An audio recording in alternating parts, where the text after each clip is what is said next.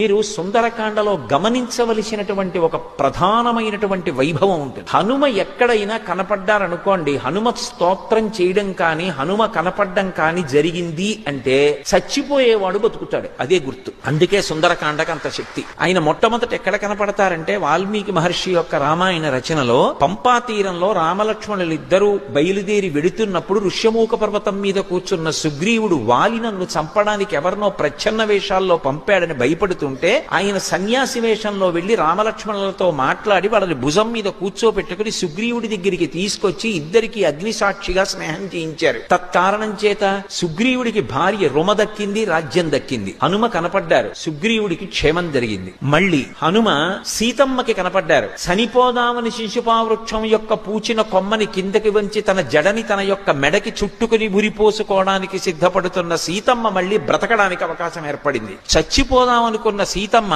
హనుమద్ దర్శనంతో బ్రతికింది. మళ్ళీ ఏమైందో, నెల రోజులు గడువు దాటిపోయింది. వెనక్కి వెడితే సుగ్రీవుడు చంపేస్తాడనుకున్నటువంటి వానరులు తిరిగి సీతమ్మ దర్శనం చేసి వచ్చినటువంటి హనుమ యొక్క దర్శనం చేత ఇన్ని కోట్ల మంది మళ్ళీ బతికారు. చిట్ట చివర యుద్ధకాండలో బ్రహ్మాస్త్ర ప్రభావానికి కొన్ని కోట్ల మంది వానరులు రామలక్ష్మణులు కూడా పడిపోయారు. మృత సంజీవని తీసుకొచ్చి బ్రతికించిన వారు స్వామి హనుమ. చిట్ట చివర 14 సంవత్సరాలు పూర్తయిపోయిన తర్వాత నా అన్నగారు రామచంద్ర